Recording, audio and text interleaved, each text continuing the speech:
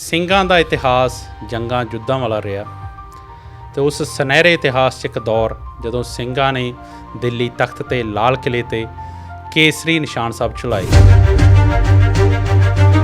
ਸਿੱਖ ਇਤਿਹਾਸ ਬਹੁਤ ਵੱਡਾ ਆ, ਪਰ ਅੱਜ ਅਸੀਂ ਉਸ ਸੂਰਬੀਰ ਦੀ ਗੱਲ ਕਰਾਂਗੇ ਜਿਨ੍ਹਾਂ ਨੂੰ ਇਹ ਕ੍ਰੈਡਿਟ ਜਾਂਦਾ ਹੈ, ਜਿਨ੍ਹਾਂ ਦੀ ਬਦੌਲਤ ਲਾਲ ਕਿਲ੍ਹੇ ਦੇ ਉੱਤੇ ਕੇਸਰੀ ਨਿਸ਼ਾਨ ਸਾਹਿਬ ਚਲਾਏ ਗਏ। ਸੋ ਕੀ ਕਹਿੰਦੀ ਆ 24 ਅਕਤੂਬਰ ਦੀ ਸਿੱਖ ਤਵਾਰੀਖ? 1604 ਈਸਵੀ ਨੂੰ ਦਿੱਲੀ ਦੇ ਤਖਤ ਦੇ ਉੱਤੇ ਜਹਾਂਗੀਰ ਨੂੰ ਬਿਠਾਇਆ ਜਾਂਦਾ। ਬਚਪਨ ਤੋਂ ਹੀ ਪਹਿਲਿਆਂ ਸਮਿਆਂ ਤੋਂ ਹੀ ਜਿੱਥੋਂ ਅਸੀਂ ਇਤਿਹਾਸ ਜਾਣਦੇ ਆ ਜੀ, ਉਹ ਉਸ ਸਮੇਂ ਤੋਂ ਹੀ ਕਰੋੜ ਸਿੰਘੀਆ ਮਿਸਲ ਦੇ ਵਿੱਚ ਸ਼ਾਮਲ ਹੋ ਕੇ ਪੰਥ ਦੀ ਕੌਮ ਦੀ ਸੇਵਾ ਦੇ ਨਾਲ ਜੁੜ ਜਾਂਦੇ ਆ। ਉਹਨਾਂ ਦੇ ਬਾਬਾ ਜੀ ਹੁਣਾਂ ਦੇ ਉੱਥੇ ਪਹੁੰਚਣ ਤੋਂ ਬਾਅਦ ਉਸ ਤਖਤ ਨਾਲ ਹੀ ਜਿਹੜੀ ਆ ਜੰਗ ਕਰਨੀ ਪਈ।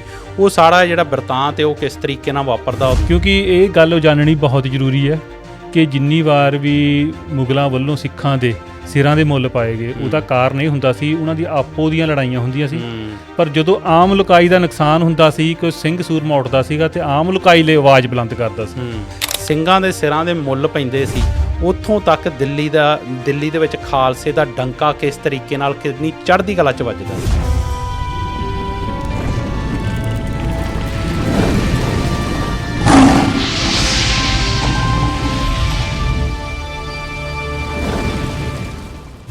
श्री मुखवाक भणियों गरीब निवाज, शस्त्रन के अधीन है राज, राज बिना नह धर्म चले है, धर्म बिना सब दले मले है। ਵਾਹਿਗੁਰੂ ਜੀ ਕਾ ਖਾਲਸਾ, ਵਾਹਿਗੁਰੂ ਜੀ ਕੀ ਫਤਿਹ। ਦ ਸਿੰਘ ਟਾਕਸ ਦੇ ਅੱਜ ਦੇ ਪੋਡਕਾਸਟ 'ਚ ਤੁਹਾਡਾ ਸਵਾਗਤ। ਮੈਂ ਹਾਂ ਗੁਰਦੇਵ ਸਿੰਘ ਸਿੱਧੂ। ਸਿੰਘਾਂ ਦਾ ਇਤਿਹਾਸ ਜੰਗਾਂ ਯੁੱਧਾਂ ਵਾਲਾ ਰਿਹਾ ਅਤੇ ਉਸ ਸੁਨਹਿਰੇ ਇਤਿਹਾਸ 'ਚ ਇੱਕ ਦੌਰ ਜਦੋਂ ਸਿੰਘਾਂ ਨੇ ਦਿੱਲੀ ਤਖਤ 'ਤੇ ਲਾਲ ਕਿਲ੍ਹੇ 'ਤੇ ਕੇਸਰੀ ਨਿਸ਼ਾਨ ਸਾਹਿਬ ਚਲਾਏ। ਅੱਜ ਦੇ ਪੋਡਕਾਸਟ 'ਚ ਉਸ ਇਤਿਹਾਸ ਦੀ ਗੱਲ, ਉਸ ਯੋਧੇ ਦੀ ਗੱਲ, ਬਾਬਾ ਬਘੇਲ ਸਿੰਘ ਕਰੋੜ ਸਿੰਘੀਆ। ਅਤੇ ਮੇਰੇ ਨਾਲ ਗੱਲਬਾਤ ਕਰਨ ਲਈ ਮੇਰਾ ਵੀਰ ਗੁਰਸੇਵਕ ਸਿੰਘ। ਬਾਬਾ ਜੀ, ਵਾਹਿਗੁਰੂ ਜੀ ਕਾ ਖਾਲਸਾ, ਵਾਹਿਗੁਰੂ ਜੀ ਕੀ ਫਤਿਹ। ਵਾਹਿਗੁਰੂ ਜੀ ਕਾ ਖਾਲਸਾ, ਵਾਹਿਗੁਰੂ ਜੀ ਕੀ ਫਤਿਹ। ਕੀ ਹਾਲ ਚਾਲ? ਬਹੁਤ ਵਧੀਆ ਜੀ। ਜਿਵੇਂ ਕਿ ਤੁਸੀਂ ਸ਼ੁਰੂਆਤ 'ਚ ਹੀ ਦੱਸਤਾ ਕਿ ਕੇਸਰੀ ਨਿਸ਼ਾਨ ਸਾਹਿਬ ਲਾਲ ਕਿਲ੍ਹੇ 'ਤੇ ਚਲਾਏ, ਸੋ ਚੜ੍ਹਦੀ ਕਲਾ ਦੀ ਜਦੋਂ ਗੱਲਬਾਤ ਹੁੰਦੀ ਆ ਤੇ ਆਪਣੇ ਆਪ ਦੇ ਵਿੱਚ ਹੀ ਤੁਸੀਂ ਚੜ੍ਹਦੀ ਕਲਾ 'ਚ ਹੋ ਜਾਂਦੇ ਹੋ। ਬਿਲਕੁਲ, ਬਾਗੋ ਬਾਗ ਹੋ ਜਾਂਦੇ ਹੋ। ਬਿਲਕੁਲ, ਸਿੰਘਾਂ ਦਾ ਇਤਿਹਾਸ ਮੈਨੂੰ ਲੱਗਦਾ ਕਿ ਹੈ ਹੀ ਚੜ੍ਹਦੀ ਕਲਾ ਵਾਲਾ। ਜਿਸ ਜਿੱਦਾਂ ਤੁਸੀਂ ਪਿਛਲੇ ਐਪੀਸੋਡ 'ਚ ਵੀ ਗੱਲ ਕੀਤੀ ਕਿ ਜਿਸ ਦਿਨ 'ਤੇ ਵੀ ਨਜ਼ਰ ਮਾਰੀਏ ਤੇ ਸੌਰੀ ਮਾਫ਼ ਕਰਿਓ, ਕਿ ਜਿਸ ਦਿਨ 'ਤੇ ਵੀ ਨਜ਼ਰ ਮਾਰੀਏ ਉਸ ਦਿਨ ਐਸੀਆਂ ਘਟਨਾਵਾਂ ਇੰਨੀਆਂ ਘਟਦੀਆਂ ਕਿ ਜਦੋਂ ਤੁਸੀਂ ਉਹਨਾਂ ਨੂੰ ਵੇਖਦੇ ਹੋ ਤਾਂ ਤੁਹਾਡਾ ਜੀਵਨ ਆਪਣੇ ਆਪ ਚੜ੍ਹਦੀ ਕਲਾ ਵੱਲ ਜਾਣਾ ਸ਼ੁਰੂ ਹੋ ਜਾਂਦਾ। ਜੀ ਬਿਲਕੁਲ। ਜਿੰਨੀ ਵਾਰ ਵੀ ਜਦੋਂ ਵੀ ਸਬੱਬ ਬਣਿਆ ਕਿਤੇ ਪ੍ਰੋਗਰਾਮ ਕਰਨ ਦਾ, ਤੇ ਮੇਰੀ ਕੋਸ਼ਿਸ਼ ਹੁੰਦੀ ਹੈ ਕਿ ਤਵਾਰੀਖ ਸਾਂਝੀ ਕਰੀਏ। ਬਿਲਕੁਲ, ਉਹਦਾ ਕਾਰਨ ਇਹੀ ਹੈ ਕਿ ਜੇਕਰ ਤੁਸੀਂ ਕਿਸੇ ਵੀ ਤਾਰੀਖ ਦੇ ਕੈਲੰਡਰ ਤੇ ਤਾਰੀਖ 'ਤੇ ਝਾਤ ਮਾਰੋਗੇ, ਸਿੱਖ ਇਤਿਹਾਸ ਦੇ ਵਿੱਚ ਕਿਸੇ ਨਾ ਕਿਸੇ ਸੂਰਬੀਰ ਦਾ ਜਨਮ ਹੋਇਆ ਆ ਜਾਂ ਕਿਸੇ ਨਾ ਕਿਸੇ ਸੂਰਬੀਰ ਨੇ ਦੀ ਸ਼ਹਾਦਤ ਹੋਈ ਆ, ਤੇ ਦੋਨਾਂ ਹੀ ਮੌਕਿਆਂ 'ਤੇ ਅਸੀਂ ਆਨੰਦ ਸਾਹਿਬ ਪੜ੍ਹਨਾ ਹੁੰਦਾ। ਤਾਂ ਕਰਕੇ ਅਸੀਂ ਚੜ੍ਹਦੀ ਕਲਾ 'ਚ ਰਹਿੰਦੇ ਹਾਂ। ਬਿਲਕੁਲ, ਸਿੱਖ ਇਤਿਹਾਸ ਬਹੁਤ ਵੱਡਾ ਆ, ਪਰ ਅੱਜ ਅਸੀਂ ਉਸ ਸੂਰਬੀਰ ਦੀ ਗੱਲ ਕਰਾਂਗੇ ਜਿਨ੍ਹਾਂ ਨੂੰ ਇਹ ਕ੍ਰੈਡਿਟ ਜਾਂਦਾ ਹੈ, ਜਿਨ੍ਹਾਂ ਦੀ ਬਦੌਲਤ ਲਾਲ ਕਿਲ੍ਹੇ ਦੇ ਉੱਤੇ ਕੇਸਰੀ ਨਿਸ਼ਾਨ ਸਾਹਿਬ ਚਲਾਏ ਗਏ। ਬਿਲਕੁਲ। ਸੋ ਉਹਨਾਂ ਦੀ ਉਸ ਸਿੱਖ ਜਰਨੈਲ ਦੀ ਗੱਲ ਕਰਨ ਤੋਂ ਪਹਿਲਾਂ ਜਿੱਦਾਂ ਤੁਸੀਂ ਗੱਲ ਕੀਤੀ ਕਿ ਸ਼ੁਰੂਆਤ ਸਿੱਖ ਤਵਾਰੀਖ ਤੋਂ, ਸੋ ਕੀ ਕਹਿੰਦੀ ਆ 24 ਅਕਤੂਬਰ ਦੀ ਸਿੱਖ ਤਵਾਰੀਖ? 24 ਅਕਤੂਬਰ ਦੀ ਜੇਕਰ ਤਵਾਰੀਖ 'ਤੇ ਝਾਤ ਮਾਰੀਏ, 1604 ਈਸਵੀ ਨੂੰ ਦਿੱਲੀ ਦੇ ਤਖਤ ਦੇ ਉੱਤੇ ਜਹਾਂਗੀਰ ਨੂੰ ਬਿਠਾਇਆ ਜਾਂਦਾ ਹੈ ਜੀ। ਅਤੇ ਉਸ ਤੋਂ ਬਾਅਦ 1781 ਨੂੰ ਖਾਲਸਾ ਦਲ ਵੱਲੋਂ ਅਨੂਪ ਸ਼ਹਿਰ, ਜੋ ਕਿ ਯੂਪੀ ਦਾ ਸ਼ਹਿਰ ਹੈ, ਉੱਥੋਂ ਲੈਫਟੀਨੈਂਟ ਸਟਰਾਊਟ ਨੂੰ ਜੰਗੀ ਕੈਦੀ ਦੇ ਤੌਰ 'ਤੇ ਗ੍ਰਿਫਤਾਰ ਕੀਤਾ ਜਾਂਦਾ ਹੈ ਜੀ। ਅਤੇ ਉਸ ਤੋਂ ਉਪਰੰਤ ਅਸੀਂ ਆ ਜਾਂਦੇ ਹਾਂ 1953, ਜਿੱਥੇ ਅੰਮ੍ਰਿਤਸਰ ਵਿਖੇ ਪੰਜਾਬੀ ਸੂਬਾ ਕਨਵੈਨਸ਼ਨ ਦਾ ਉਦਘਾਟਨ ਡਾਕਟਰ ਸੁੰਦਰਮ ਨੇ ਕੀਤਾ। ਅਤੇ ਉਸ ਤੋਂ ਉਪਰੰਤ 1974 ਵਿੱਚ ਖਾਲਸਾ ਕੌਂਸਲ ਦੀ ਸਥਾਪਨਾ ਹੁੰਦੀ ਆ। ਬਿਲਕੁਲ ਜੀ। ਸਿੱਖ ਇਤਿਹਾਸ ਦੇ ਵਿੱਚ ਹਰ ਦਿਨ ਜਿਹੜਾ ਹੈ ਉਹ ਆਪਣੇ ਆਪ ਦੇ ਵਿੱਚ ਵੱਡਾ ਆ। ਜਿਹੜੇ ਵੀ ਦਿਨ ਦੀ ਗੱਲ ਕਰੀਏ, 3 ਤੋਂ 4 ਘਟਨਾਵਾਂ ਅਹਿਮ ਜਿਹੜੀਆਂ ਉਸ ਦਿਨ ਦੇ ਵਿੱਚ ਵਾਪਰੀਆਂ ਹੁੰਦੀਆਂ। ਜੀ ਬਿਲਕੁਲ ਜੀ। ਸੋ ਹੁਣ ਬਾਬਾ ਜੀ, ਗੱਲ ਆਪਾਂ ਜਿੱਦਾਂ ਮੈਂ ਗੱਲ ਕੀਤੀ ਕਿ ਆਪਾਂ ਬਾਬਾ ਬਘੇਲ ਸਿੰਘ ਕਰੋੜ ਸਿੰਘੀਆ, ਜਿਨ੍ਹਾਂ ਦੀ ਬਦੌਲਤ ਜਿਹੜੇ ਜਿੱਦਾਂ ਤੁਸੀਂ ਕਿਹਾ ਕਿ ਕੇਸਰੀ ਨਿਸ਼ਾਨ ਸਾਹਿਬ ਜਿਹੜੇ ਆ ਦਿੱਲੀ ਦੇ ਤਖਤ 'ਤੇ ਝੂਲੇ, ਅਤੇ ਉਹਨਾਂ ਦੀ ਗੱਲਬਾਤ ਸ਼ੁਰੂ ਮੈਂ ਚਾਹੁੰਦਾ ਕਿ ਆਪਾਂ ਉਹਨਾਂ ਦੇ ਜਨਮ ਤੋਂ ਸ਼ੁਰੂ ਕਰੀਏ ਕਿ ਉਹਨਾਂ ਦਾ ਜਨਮ ਕਿੱਥੇ ਹੁੰਦਾ ਆ। ਸਰਦਾਰ ਬਘੇਲ ਸਿੰਘ ਕਰੋੜ ਸਿੰਘੀਆ ਜੀ, ਜਿਨ੍ਹਾਂ ਨੂੰ ਕਰੋੜ ਸਿੰਘੀਆ ਮਿਸਲ ਦੇ ਜਥੇਦਾਰ ਵਜੋਂ ਅਸੀਂ ਜਾਣਦੇ ਹਾਂ, ਹੂੰ ਉਹਨਾਂ ਦਾ ਜਨਮ 1730 ਜੀ, ਈਸਵੀ ਨੂੰ ਜ਼ਿਲ੍ਹਾ ਅੰਮ੍ਰਿਤਸਰ ਵਿਖੇ ਹੁੰਦਾ ਆ। ਹੂੰ ਅਤੇ ਉਹਨਾਂ ਦਾ ਬਚਪਨ ਤੋਂ ਹੀ, ਪਹਿਲਿਆਂ ਸਮਿਆਂ ਤੋਂ ਹੀ, ਜਿੱਥੋਂ ਅਸੀਂ ਇਤਿਹਾਸ ਜਾਣਦੇ ਹਾਂ, ਜੀ, ਉਹ ਉਸ ਸਮੇਂ ਤੋਂ ਹੀ ਕਰੋੜ ਸਿੰਘੀਆ ਮਿਸਲ ਦੇ ਵਿੱਚ ਸ਼ਾਮਲ ਹੋ ਕੇ ਪੰਥ ਦੀ, ਕੌਮ ਦੀ ਸੇਵਾ ਦੇ ਨਾਲ ਜੁੜ ਜਾਂਦੇ ਆ। ਜਿੱਦਾਂ ਤੁਸੀਂ ਕਿਹਾ ਨਾ ਕਿ ਬਾਬਾ ਬਘੇਲ ਸਿੰਘ ਹੁਣਾਂ ਦਾ ਜਿਹੜਾ ਪੂਰਾ ਜੀਵਨ ਹੈ, ਜਦੋਂ ਉਸ 'ਤੇ ਝਾਤ ਮਾਰਦੇ ਹਾਂ ਤਾਂ ਉਹਨਾਂ ਨੇ ਪੂਰੇ ਜੀਵਨ ਦੇ ਵਿੱਚ ਬਹੁਤ ਸਾਰੀਆਂ ਅਹਿਮ ਜਿਹੜੀਆਂ ਜੰਗਾਂ ਲੜੀਆਂ, ਹਾਲਾਂਕਿ ਬਲਕਿ ਉਹਨਾਂ ਦਾ ਜਿਹੜਾ ਸਾਰਾ ਜੀਵਨ ਹੈ ਉਹ ਜੰਗਾਂ ਯੁੱਧਾਂ 'ਚ ਹੀ ਨਿਕਲਿਆ, ਪਰ ਜਿਹੜਾ ਖਾਸ ਕਰਕੇ ਉਹਨਾਂ ਦੇ ਇਤਿਹਾਸ ਦੇ ਵਿੱਚ ਵੱਡਾ ਨਾਮ ਆਉਂਦਾ, ਉਹ ਆਉਂਦਾ ਆ ਦਿੱਲੀ ਜਿੱਤਣ, ਜਿਹੜਾ ਕੇਸਰੀ ਨਿਸ਼ਾਨ ਸਾਹਿਬ ਹੈ ਉਹ ਲਾਲ ਕਿਲ੍ਹੇ 'ਤੇ ਚੜ੍ਹਾਉਣ ਕਰਕੇ। ਅਤੇ ਜਿੱਦਾਂ ਆਪਾਂ ਗੱਲ ਕੀਤੀ ਕਿ ਦਿੱਲੀ ਜਿੱਤਣਾ ਆਪਣੇ ਆਪ ਦੇ ਵਿੱਚ ਵੱਡੀ ਗੱਲ ਨਹੀਂ, ਕਿਉਂਕਿ ਜਦੋਂ ਸਿੱਖ ਇਤਿਹਾਸ ਦੀ ਗੱਲ ਕਰਦੇ ਹਾਂ ਤਾਂ ਤਕਰੀਬਨ 14 ਤੋਂ 15 ਵਾਰ ਜਿਹੜੀ ਉਹ ਦਿੱਲੀ ਜਿੱਤੀ ਗਈ ਆ, ਪਰ ਵਾਰ-ਵਾਰ ਉਸ ਤਖਤ ਨੂੰ ਜਿੱਤ ਕੇ ਠੋਕਰ ਮਾਰਨੀ, ਇਹ ਆਪਣੇ ਆਪ ਦੇ ਵਿੱਚ ਵੱਡੀ ਗੱਲ ਆ। ਸੋ ਆਪਾਂ ਸਿੱਧਾ ਉਸੇ ਜਿਹੜਾ ਆ ਇੰਸੀਡੈਂਟ ਦੀ ਗੱਲ ਕਰਦੇ ਹਾਂ ਕਿ ਜਦੋਂ ਦਿੱਲੀ ਵੱਲ ਜਿਹੜੇ ਬਾਬਾ ਬਘੇਲ ਸਿੰਘ ਹੁਣਾਂ ਵੱਲੋਂ ਚਾਲੇ ਪਾਏ ਜਾਂਦੇ ਆ। ਉਸ ਤੋਂ ਪਹਿਲਾਂ ਮੈਂ ਦੱਸਣਾ ਚਾਹਾਂਗਾ ਜਿਹੜਾ ਅਸੀਂ ਇੰਸੀਡੈਂਟ ਆਪਣੇ ਸਰੋਤਿਆਂ ਦੇ ਨਾਲ ਸ਼ੇਅਰ ਕਰਨਾ ਆ ਦਿੱਲੀ ਦੇ ਤਖਤ ਵਾਲਾ, ਉਹਦੀ ਜਿਹੜੀ ਅਸੀਂ ਕਿਤਾਬ ਕਿਹੜੀ 'ਚੋਂ ਅਸੀਂ ਰੈਫਰੈਂਸ ਲਈ, ਬਿਲਕੁਲ। ਸੋ ਕਿਉਂਕਿ ਲਿਖਾਰੀ ਨੂੰ ਕਿਤਾਬ ਨੂੰ ਕ੍ਰੈਡਿਟ ਦੇਣਾ ਬਹੁਤ ਜ਼ਰੂਰੀ ਹੁੰਦੀ ਆ। ਅਤੇ ਦੂਜਾ ਇਹ ਕਿ ਜਿੱਦਾਂ ਤੂੰ ਦੱਸਿਆ ਕਿ ਜੰਗਾਂ ਯੁੱਧਾਂ ਬਾਬਾ ਜੀ ਦੇ ਜੇਕਰ ਜੀਵਨ 'ਤੇ ਅਸੀਂ ਝਾਤ ਮਾਰੀਏ ਤਾਂ ਬਹੁਤ ਲੰਬਾ ਸੀ, ਕਿਉਂਕਿ ਪੰਜਾਬ ਦੇ ਜੰਮਿਆਂ ਨੂੰ ਨਿੱਤ ਮੁਹਿੰਮਾਂ, ਬਿਲਕੁਲ। ਸੋ ਉਹਨਾਂ ਦੀ ਸਾਰਾ ਜੀਵਨ ਹੀ ਸੰਘਰਸ਼ਸ਼ੀਲ ਰਿਹਾ ਆ। ਸੋ ਕਿੱਦਾਂ ਕੋਆਰਡੀਨੇਟ ਕਰਕੇ ਦੂਜੇ ਜਥੇਦਾਰਾਂ ਦੇ ਨਾਲ ਪੰਜਾਬ ਦੇ ਵਿੱਚ ਸਿੱਖ ਕੌਮ ਦੀ ਉਹਨਾਂ ਨੇ ਸੇਵਾ ਕੀਤੀ ਆ। ਸੋ ਜਿਹੜੀ ਕਿਤਾਬ ਦੀ ਮੈਂ ਗੱਲ ਕਰ ਰਿਹਾ ਹਾਂ ਉਹ ਸਰਦਾਰ ਸੇਵਾ ਸਿੰਘ ਜੀ ਵੱਲੋਂ ਲਿਖੀ ਗਈ ਸਰਦਾਰ ਬਘੇਲ ਸਿੰਘ ਕਿਤਾਬ ਆ, ਜੋ ਕਿ ਹੁਣ ਆਊਟ ਆਫ ਪ੍ਰਿੰਟ ਆ, ਪਰ ਕੁਛ ਕੁ ਵੀਰ ਐਫਰਟ ਕਰ ਰਹੇ ਆ ਕਿ ਬਹੁਤ ਜਲਦ ਉਹਦਾ ਨਿਊ ਐਡੀਸ਼ਨ ਦੇ ਵਿੱਚ ਨਿਊ ਪ੍ਰਿੰਟ ਆ ਜਾਏਗਾ। ਸੋ ਉਹ ਆਪਣੇ ਸੰਗਤਾਂ ਦੇ ਵਿੱਚ ਜਲਦ ਕਿਤਾਬ ਹੋਏਗੀ, ਪਰ ਹਾਲ ਦੀ ਘੜੀ ਉਹ ਆਊਟ ਆਫ ਪ੍ਰਿੰਟ ਆ। ਪਰ ਉਹ PDF ਫਾਈਲਾਂ ਤੁਸੀਂ ਇੰਟਰਨੈਟ ਦੇ ਉੱਤੋਂ ਜਾਂ ਤੁਸੀਂ ਮੈਸੇਜ ਕਰਕੇ, ਜੇਕਰ ਸਾਨੂੰ ਮੈਸੇਜ ਕਰੋ ਅਸੀਂ ਤੁਹਾਡੇ ਤੱਕ ਪਹੁੰਚਦੀ ਕਰ ਸਕਦੇ ਹਾਂ। ਪਰ ਜਦੋਂ ਵੀ ਇਹ ਪ੍ਰਿੰਟ ਹੋ ਕੇ ਆਉਂਦੀ ਆ ਅਸੀਂ ਆਪਣੇ ਸਰੋਤਿਆਂ ਅਤੇ ਦਰਸ਼ਕਾਂ ਨੂੰ ਜ਼ਰੂਰ ਇਨਫੋਰਮ ਕਰਾਂਗੇ ਕਿ ਭਾਈ ਕਿਤਾਬ ਆ ਗਈ ਹੈ, ਤੁਸੀਂ ਲੈ ਕੇ ਪੜ੍ਹ ਸਕਦੇ ਹੋ। ਸੋ ਅੱਜ ਜਿਹੜੀ ਅਸੀਂ ਗੱਲਬਾਤ ਕਰ ਰਹੇ ਹਾਂ ਉਸ ਕਿਤਾਬ ਦੇ ਵਿੱਚੋਂ ਹੀ ਜਾਣਕਾਰੀ ਲੈ ਕੇ ਸਰੋਤਿਆਂ ਤੱਕ ਪਹੁੰਚਦੀ ਕਰ ਰਹੇ ਹਾਂ ਜੀ।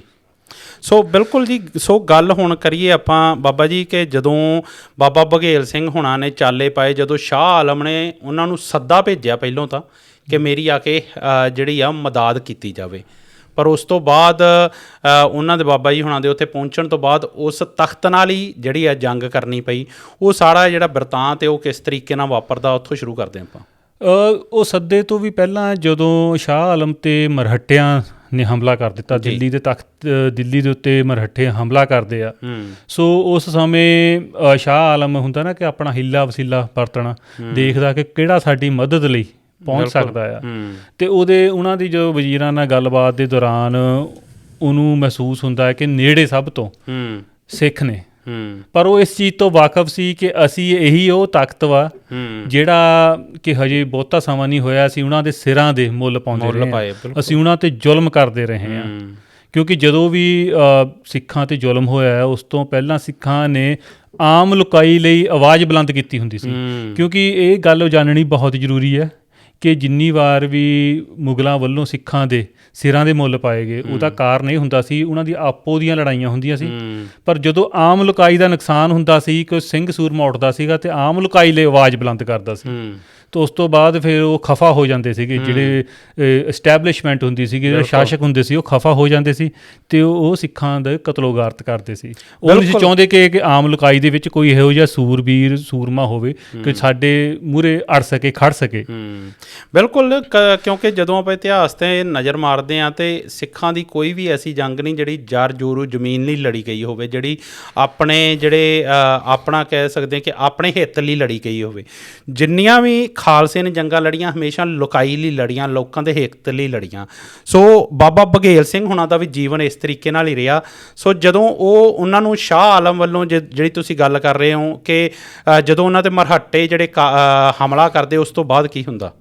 ਉਸ ਤੋਂ ਬਾਅਦ ਉਹ ਜਦੋਂ ਬਾਬਾ ਬਘੇਲ ਸਿੰਘ ਜੀ ਹੁਣਾਂ ਤੱਕ ਅਪਰੋਚ ਕਰਦੇ, ਉਹਨਾਂ ਤੱਕ ਪਹੁੰਚ ਕਰਦੇ ਆ, ਆਪਣਾ ਸੁਨੇਹਾ ਭੇਜਦੇ ਆ, ਆਪਣੀ ਰਿਕੁਐਸਟ ਭੇਜਦੇ ਆ, ਤਾਂ ਬਾਬਾ ਬਘੇਲ ਸਿੰਘ ਬਾਕੀ ਜਥੇਦਾਰਾਂ ਦੇ ਨਾਲ ਸੰਪਰਕ 'ਚ ਆਉਂਦੇ ਆ, ਉਹਨਾਂ ਨੂੰ ਦੱਸਦੇ ਆ ਕਿ ਕਿਸ ਤਰ੍ਹਾਂ ਦਿੱਲੀ ਦੇ ਤਖਤ ਤੋਂ ਉਹਨਾਂ ਦੀ ਮਦਦ ਲਈ ਸੁਨੇਹਾ ਆਇਆ ਆ। ਅਤੇ ਉੱਥੇ ਬੈਠ ਕੇ ਸਾਰੇ ਜਥੇਦਾਰ ਇੱਕ ਸਹਿਮਤੀ ਦੇ ਨਾਲ ਉਹਨਾਂ ਦੀ ਮਦਦ ਕਰਨ ਦੇ ਲਈ ਸਹਿਮਤੀ ਪ੍ਰਗਟਾਉਂਦੇ ਆ। ਅਤੇ ਇਸ ਦੇ ਉਪਰੰਤ ਫਿਰ ਅਕਾਲ ਤਖਤ ਸਾਹਿਬ ਜਾ ਕੇ ਅਰਦਾਸ ਬੇਨਤੀ ਕੀਤੀ ਜਾਂਦੀ ਆ, ਗੁਰੂ ਕੋਲੋਂ ਆਗਿਆ ਲਈ ਜਾਂਦੀ ਆ ਕਿ ਅਸੀਂ ਦਿੱਲੀ ਵੱਲ ਕੂਚ ਕਰੀਏ ਅਤੇ ਗੁਰੂ ਸਾਹਿਬ ਸਾਨੂੰ ਜਿੱਤ ਬਖਸ਼ਿਸ਼ ਕਰਨ। ਅਤੇ ਉਹ ਕਿਤੇ ਤਾਂ ਲਿਖਿਆ ਆਉਂਦਾ ਹੈ ਕਿ 30,000 ਫੌਜ ਦੇ ਨਾਲ ਸਾਡੇ ਜਥੇਦਾਰ ਉੱਥੇ ਪਹੁੰਚਦੇ ਆ, ਅਤੇ ਕਿਤੇ ਕਿਤਾਬ ਦੇ ਵਿੱਚ ਲਿਖਿਆ ਆਉਂਦਾ ਹੈ ਕਿ 35,000 ਫੌਜ ਸੀ, ਜਿਸ ਦੇ ਵਿੱਚ ਘੋੜਸਵਾਰ ਅਤੇ ਪੈਦਲ ਸਿੱਖ ਸ਼ਾਮਲ ਸੀ। ਸੋ ਉਹ ਦਿੱਲੀ ਦੇ ਦਰਵਾਜ਼ੇ 'ਤੇ ਪਹੁੰਚ ਜਾਂਦੇ ਆ।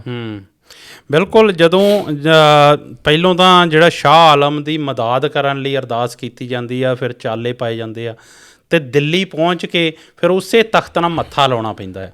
ਇਹ ਕਿਉਂਕਿ ਜਿੱਦਾਂ ਤੁਸੀਂ ਗੱਲ ਕਰ ਰਹੇ ਹੋ ਕਿ ਪਹਿਲਾਂ ਉਹਨੇ ਮਦਦ ਲਈ ਬੁਲਾਇਆ, ਫਿਰ ਉਹ ਆਪ ਹੀ ਮੁੱਕਰ ਗਿਆ। ਉਹ ਸਾਰਾ ਮੈਂ ਚਾਹੁੰਦਾ ਕਿ ਆਪਾਂ ਸੰਖੇਪ ਦੇ ਵਿੱਚ ਜ਼ਰੂਰ ਜਿਹੜੇ ਸਾਡੇ ਸੁਣਨ ਵਾਲਿਆਂ ਤੱਕ ਦੱਸੀਏ ਕਿ ਉਹ ਕਿੱਦਾਂ ਸਾਰਾ ਕੁਝ ਵਾਪਰਿਆ। ਕਿਉਂਕਿ ਜਿਹੜੇ ਅਸੀਂ ਦੇਖਦੇ ਹਾਂ ਨਾ ਸਰਕਮਸਟਾਂਸਿਸ, ਜਦੋਂ ਤਾਂ ਔਖੀ ਹੁੰਦੀ ਆ ਅਸੀਂ ਮਦਦ ਲਈ ਇੱਧਰ ਉੱਧਰ ਹੱਥ ਪੈਰ ਮਾਰਦੇ ਹਾਂ, ਪਰ ਜਦੋਂ ਮਰਹੱਟੇ ਦਿੱਲੀ ਤੇ ਕਾਬਜ ਸੀ, ਸੋ ਉਸ ਸਮੇਂ ਅੰਗਰੇਜ਼ ਜਰਨੈਲਾਂ ਨੂੰ ਵੀ ਪਤਾ ਲੱਗਦਾ ਕਿ ਮਰਹੱਟੇ ਦਿੱਲੀ ਪਹੁੰਚ ਗਏ ਆ, ਅਤੇ ਉਹ ਵੀ ਕਨੌਲੀ ਦੇ ਇਲਾਕੇ ਦੇ ਵਿੱਚੋਂ ਮਰਹੱਟਿਆਂ ਨੂੰ ਬਾਹਰ ਕੱਢ ਰਹੇ ਸੀ, ਅਤੇ ਉਹ ਵੀ ਦਿੱਲੀ ਵੱਲ ਨੂੰ ਕੂਚ ਕਰ ਦਿੰਦੇ ਆ। ਅਤੇ ਜਦੋਂ ਮਰਹੱਟਿਆਂ ਨੂੰ ਪਤਾ ਲੱਗਦਾ ਕਿ ਇੱਕ ਪਾਸਿਓਂ ਸਿੱਖ ਅਤੇ ਦੂਜੇ ਪਾਸਿਓਂ ਗੋਰੇ ਅੰਗਰੇਜ਼ ਦਿੱਲੀ ਵੱਲ ਨੂੰ ਆ ਰਹੇ ਆ, ਅਤੇ ਉਹ ਦਿੱਲੀ ਨੂੰ ਉੱਥੇ ਹੀ ਛੱਡ ਕੇ ਪੁੱਠੇ ਪੈਰੀ ਵਾਪਸ ਚਲੇ ਜਾਂਦੇ ਆ। ਅਤੇ ਪਰ ਜਦੋਂ ਗੋਰਿਆਂ ਨੂੰ ਪਤਾ ਲੱਗਦਾ, ਅੰਗਰੇਜ਼ਾਂ ਨੂੰ ਪਤਾ ਲੱਗਦਾ ਕਿ ਸਿੱਖ ਆ ਰਹੇ ਆ, ਅਤੇ ਉਹ ਵੀ ਦਿੱਲੀ ਨਹੀਂ ਜਾਂਦੇ। ਬਿਲਕੁਲ, ਕਿਉਂਕਿ ਜਦੋਂ ਉਹਨਾਂ ਨੂੰ ਪਤਾ ਲੱਗਦਾ ਕਿ ਮਰਹੱਟੇ ਕਾਬਜ ਹੈ, ਅਤੇ ਉਹਨਾਂ ਨੂੰ ਉਹ ਇਹਨਾਂ ਦਾ ਮੰਨਣਾ ਇਹ ਸੀ ਕਿ ਅਸੀਂ ਇਹਨਾਂ ਨਾਲ ਤਾਂ ਮੱਥਾ ਲਾ ਲਾਂਗੇ, ਜਿਸ ਕਰਕੇ ਗੋਰਿਆਂ ਨੇ ਵੀ ਦਿੱਲੀ ਵੱਲ ਚਾਲੇ ਪਾਤੇ। ਪਰ ਜਦੋਂ ਉਹਨਾਂ ਨੂੰ ਵੀ ਪਤਾ ਲੱਗਾ ਕਿ ਸਿੰਘ ਆ ਰਹੇ ਆ, ਤਾਂ ਮੈਨੂੰ ਲੱਗਦਾ ਕਿ ਜਿੱਦਾਂ ਤੁਸੀਂ ਦੱਸਿਆ ਕਿ ਉਹ ਵੀ ਰਾਹ 'ਚ ਹੀ ਵਾਪਸ ਮੁੜ ਗਏ। ਉੱਥੋਂ ਪਤਾ ਲੱਗਦਾ ਕਿ ਜਿਹੜਾ ਸਿੰਘਾਂ ਦਾ ਸਿੱਕਾ ਜਿਸ ਦਿੱਲੀ ਸ਼ਹਿਰ ਦੇ ਵਿੱਚ ਸਿੰਘਾਂ ਦੇ ਸਿਰਾਂ ਦੇ ਮੁੱਲ ਪੈਂਦੇ ਸੀ, ਉੱਥੋਂ ਤੱਕ ਦਿੱਲੀ ਦੇ ਵਿੱਚ ਖਾਲਸੇ ਦਾ ਡੰਕਾ ਕਿਸ ਤਰੀਕੇ ਨਾਲ ਕਿੰਨੀ ਚੜ੍ਹਦੀ ਕਲਾ 'ਚ ਵੱਜਦਾ ਸੀ। ਜੀ ਬਿਲਕੁਲ, ਕਿਉਂਕਿ ਜਿਹੜੀ ਉਸ ਸਮੇਂ ਜੰਗਾਂ ਯੁੱਧਾਂ ਹੁੰਦੀਆਂ ਸੀ, ਅੱਜ ਦੀ ਤਾਰੀਖ ਦੇ ਵਿੱਚ ਵੀ ਜਿਹੜੀ ਜੰਗ ਯੁੱਧ ਹੁੰਦੀ ਆ, ਸੋ ਜਦੋਂ ਯੁੱਧ ਹੁੰਦਾ ਹੈ ਤਾਂ ਉਹਨਾਂ ਨੂੰ ਪਤਾ ਹੁੰਦਾ ਕਿ ਸਾਡੀ ਕਿਸ ਧਿਰ ਨਾਲ ਲੜਾਈ ਆ। ਉਹ ਇਸ ਚੀਜ਼ ਤੋਂ ਵਾਕਫ ਸੀ ਕਿ ਜਿਹੜੇ ਸਿੱਖ ਨੇ, ਗੁਰੂ ਦੇ ਸਿੱਖ ਨੇ, ਉਹ ਜਾਂ ਤਾਂ ਪੈਸਿਆਂ ਲਈ ਨਹੀਂ ਲੜਦੇ, ਉਹ ਜਾਂ ਤਾਂ ਸ਼ਹੀਦ ਹੋਣ ਲਈ ਲੜਦੇ ਆ ਜਾਂ ਫਿਰ ਜਿੱਤਦੇ ਨੇ। ਬਿਲਕੁਲ, ਕਿਉਂਕਿ ਇਹ ਕਿਹਾ ਜਾਂਦਾ ਨਾ ਕਿ ਜਿਹੜਾ ਸਿੱਖ ਹੈ ਉਹ ਜਾਂ ਬਾਗੀ ਜਾਂ ਬਾਦਸ਼ਾਹ। ਸਾਡੇ ਕੋਲ ਦੋ ਹੀ ਫਲਸਫੇ, ਤੀਜਾ ਰਾਹ ਹੀ ਕੋਈ ਨਹੀਂ। ਸੋ ਜਦੋਂ ਦਿੱਲੀ 'ਤੇ ਪਹੁੰਚਦੇ ਆ ਅਤੇ ਸ਼ਾਹ ਆਲਮ ਜਿਹੜਾ ਉਹ ਮੁੱਕਰ ਜਾਂਦਾ, ਉਸ ਤੋਂ ਬਾਅਦ ਜਿਸ ਤਰੀਕੇ ਦੀ ਜੰਗ ਨੀਤੀ ਅਪਣਾਈ ਜਾਂਦੀ ਹੈ ਬਾਬਾ ਬਘੇਲ ਸਿੰਘ ਹੋਣਾ ਵੱਲੋਂ, ਜਿਸ ਤਰੀਕੇ ਨਾਲ ਉਹ ਮੋਰੀ ਕੱਢੀ ਜਾਂਦੀ ਹੈ ਕੰਧ ਦੇ ਵਿੱਚ, ਉਹ ਵੀ ਆਪਣੇ ਆਪ ਦੇ ਇੱਕ ਵਿਲੱਖਣ ਮਿਸਾਲ ਆ। ਬਿਲਕੁਲ, ਇਨਸੀਡੈਂਟ ਜਿੰਨੇ ਵੀ ਉੱਥੇ ਜੰਗ ਦੇ ਦੌਰਾਨ ਹੁੰਦੇ ਆ, ਕਿਸ ਤਰ੍ਹਾਂ ਉਹ ਤੋਪਚੀਆਂ ਦਾ ਮੁਕਾਬਲਾ ਕਰਦੇ ਆ, ਕਿਸ ਤਰ੍ਹਾਂ ਅਨੇਕਾਂ ਹੀ ਹਜ਼ਾਰਾਂ ਹੀ ਸਿੰਘ ਵੀ ਸ਼ਹੀਦ ਉੱਥੇ ਹੁੰਦੇ ਆ। ਪਰ ਅੰਤ ਨੂੰ ਜਦੋਂ ਉਹ ਦਿੱਲੀ ਦਾ ਤਖਤ ਜਿੱਤਦੇ ਆ, ਦਿੱਲੀ ਦੀ ਹਕੂਮਤ ਨੂੰ, ਇਸਟੈਬਲਿਸ਼ਮੈਂਟ ਨੂੰ ਆਪਣੇ ਗੋਡੇ ਟੇਕਣੇ ਪੈਂਦੇ ਆ, ਹਥਿਆਰ ਸੁੱਟਣੇ ਪੈਂਦੇ ਆ। ਸੋ ਉਹ ਆਪਣੇ ਆਪ ਦੇ ਵਿੱਚ ਮਿਸਾਲ ਸੀ। ਬਿਲਕੁਲ, ਕਿਉਂਕਿ ਜਿੱਦਾਂ ਮੈਂ ਗੱਲ ਕੀਤੀ ਨਾ ਕਿ ਜਿਹੜੀ ਜੰਗ ਨੀਤੀ ਸੀ ਉਹ ਸਿੱਖ ਜਰਨੈਲਾਂ ਦੀ, ਉਹ ਬਹੁਤ ਵੱਡੀ ਸੀ।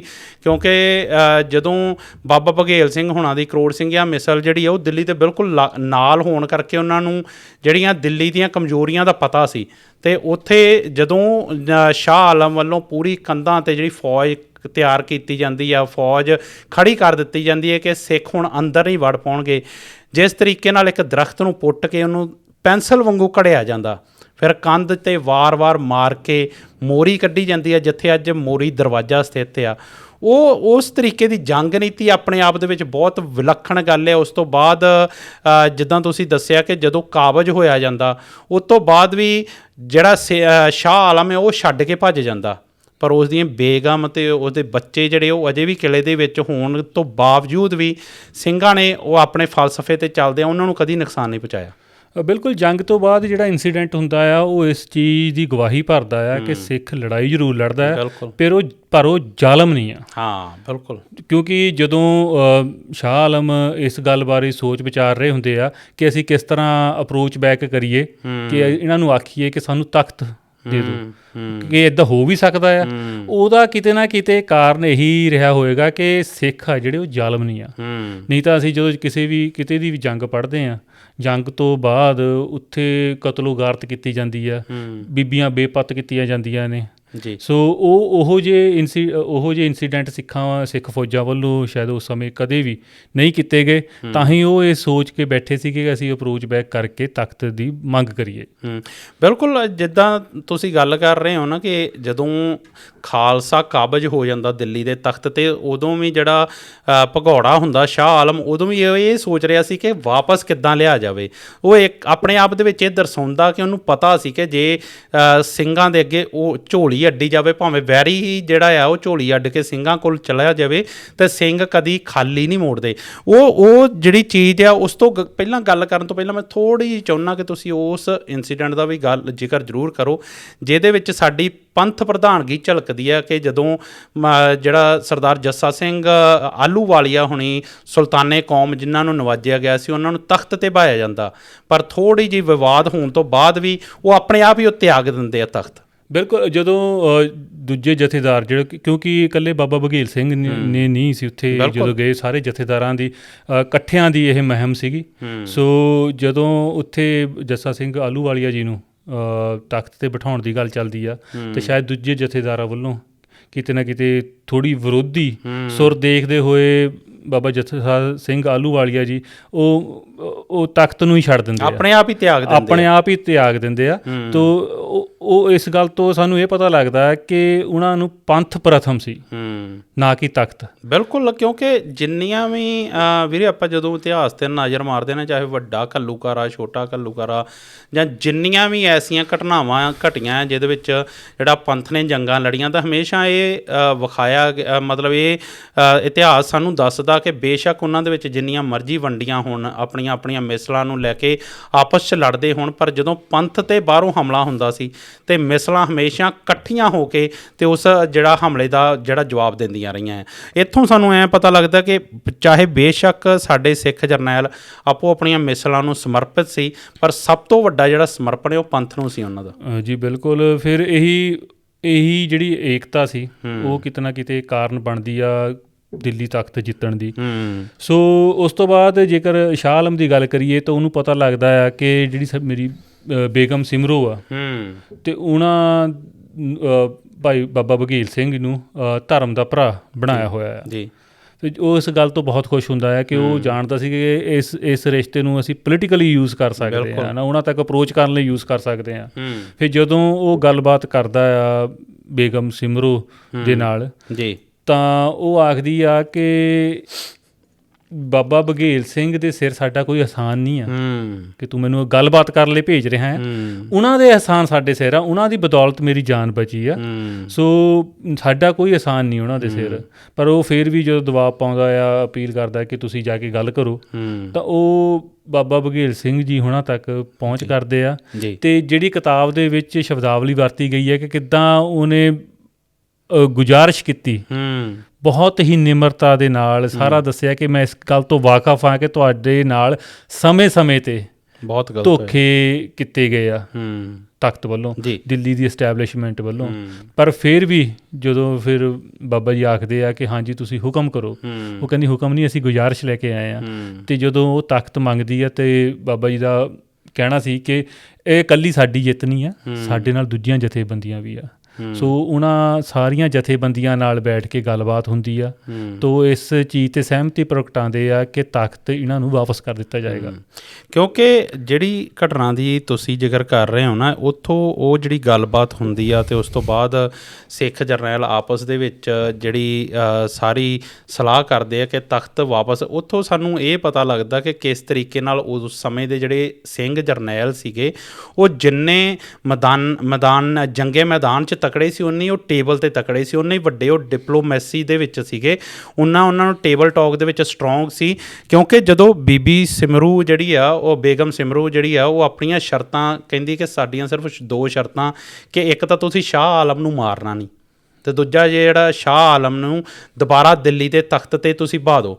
ਪਰ ਉਸ ਤੋਂ ਬਾਅਦ ਬਾਬਾ ਜੀ ਆਪਣੀਆਂ ਸ਼ਰਤਾਂ ਰੱਖਦੇ ਆ ਕਿ ਅਸੀਂ ਜਿਹੜਾ ਤਿਆਰ ਆ ਇਸ ਚੀਜ਼ ਲਈ, ਪਰ ਸਾਡੀਆਂ ਆਪਣੀਆਂ ਸ਼ਰਤਾਂ ਹੋਣਗੀਆਂ ਅਤੇ ਆਪਣੀਆਂ ਸ਼ਰਤਾਂ 'ਤੇ ਉਹ ਜਿਹੜਾ ਆ ਉਹ ਤਖਤ ਛੱਡਦੇ ਆ। ਉਹ ਸ਼ਰਤਾਂ ਮੈਂ ਚਾਹੁੰਦਾ ਕਿ ਤੁਸੀਂ ਜ਼ਰੂਰ ਉਹਦਾ ਜ਼ਿਕਰ ਕਰੋ ਕਿ ਉਹ ਕਿਹੜੀਆਂ ਸ਼ਰਤਾਂ ਸੀ, ਕਿਉਂਕਿ ਉਹ ਬਹੁਤ ਵੱਡੀ ਸੇਵਾ ਨਿਭਾਈ ਗਈ। ਬਿਲਕੁਲ। ਜੇਕਰ ਅਸੀਂ ਜਦੋਂ ਹੁਣ ਅੱਜ ਦੀ ਤਾਰੀਖ ਦੇ ਵਿੱਚ ਦਿੱਲੀ ਜਾਂਦੇ ਹਾਂ, ਜਦੋਂ ਅਸੀਂ ਗੁਰਦੁਆਰਾ ਸ਼ੀਸ਼ਗੰਜ, ਗੁਰਦੁਆਰਾ ਰਕਾਬਗੰਜ ਜਾਂ ਦੂਸਰੇ ਹੋਰ ਗੁਰਦੁਆਰਿਆਂ ਵਿੱਚ ਜਾ ਕੇ ਨਤਮਸਤਕ ਹੁੰਦੇ ਹਾਂ, ਉਹ ਗੁਰਦੁਆਰਾ ਸਾਹਿਬਾਨ ਬਣਨ ਪਿੱਛੇ ਕਾਰਨ ਬਾਬਾ ਬਘੇਲ ਸਿੰਘ ਜੀ ਹੈ। ਬਿਲਕੁਲ। ਜਦੋਂ ਐਡੀ ਵੱਡੀ ਜੰਗ ਜਿੱਤੀ ਹੋਵੇ, ਏਸ਼ੀਆ ਦੀ ਸਭ ਤੋਂ ਵੱਡੀ ਪਾਵਰ ਉਸ ਸਮੇਂ ਦੀ ਇੰਡੀਆ ਦੀ ਦਿੱਲੀ ਤਖਤ ਨੂੰ ਮੰਨਿਆ ਜਾਂਦਾ ਹੈ, ਉਹ ਤਖਤ ਜਿੱਤਿਆ ਹੋਇਆ ਹੋਵੇ ਤਾਂ ਉਸ ਤੋਂ ਬਾਅਦ ਵੀ ਉਹ ਇਹ ਮੰਗ ਰੱਖਦੇ ਆ ਕਿ ਦਿੱਲੀ ਦੇ ਵਿੱਚ ਅਸੀਂ ਨਿਸ਼ਾਨਦੇਹੀ ਕਰਕੇ ਗੁਰੂ ਘਰਾਂ ਦੀ ਸਥਾਪਨਾ ਕਰਨੀ ਆ। ਜਿੱਥੇ ਜਿੱਥੇ ਸਾਡੇ ਗੁਰੂ ਸਾਹਿਬਾਨਾਂ ਨਾਲ ਸੰਬੰਧਿਤ ਯਾਦਗਾਰਾਂ ਨੇ, ਅਸੀਂ ਉਹ ਬਣਾਉਣੀਆਂ ਨੇ। ਸੋ ਇਹ ਉਹਨਾਂ ਦੀ ਅਹਿਮ ਮੁੱਖ ਸ਼ਰਤ ਸੀ। ਅਤੇ ਉੱਥੇ ਨਿਸ਼ਾਨਦੇਹੀ ਕਰਕੇ ਗੁਰੂ ਘਰਾਂ ਦੀ ਸਥਾਪਨਾ ਕਰਨੀ, ਅਤੇ ਉਸ ਤੋਂ ਬਾਅਦ ਕੋਤਵਾਲੀ ਦੇ ਵਿੱਚ ਟੈਕਸ ਲਗਾਉਣਾ। ਜਿੱਦਾਂ ਤੁਸੀਂ ਦੱਸਿਆ ਸੀ ਕਿ 37.5% ਟੈਕਸ ਸਿੱਖਾਂ ਵੱਲੋਂ ਲਗਾਇਆ ਗਿਆ।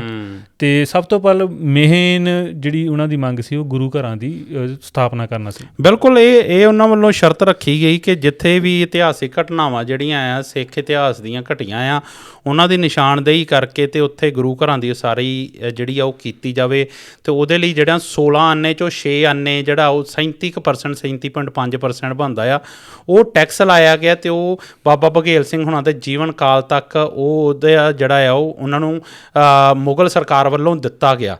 ਅਤੇ ਨਾਲ ਦੀ ਨਾਲ ਜਿਹੜਾ ਜਿਸ ਤਰੀਕੇ ਨਾਲ ਉਹਨਾਂ ਨੇ ਕਿਹਾ ਸੀ ਕਿ ਜਿੰਨਾ ਚਿਰ ਤੱਕ ਉਸਾਰੀ ਨਹੀਂ ਹੁੰਦੀ ਉਹਨਾਂ ਚਿਰ ਤੱਕ ਅਸੀਂ ਦਿੱਲੀ ਰਵਾਂਗੇ, ਬਾਕੀ ਸਿੱਖ ਜਰਨੈਲ ਚਲੇ ਜਾਣਗੇ, ਅਤੇ ਨਾਲ ਦੀ ਨਾਲ ਸਾਡੀ ਜਿਹੜੀ ਫੌਜ ਆ ਉਹ ਰਹੂਗੀ।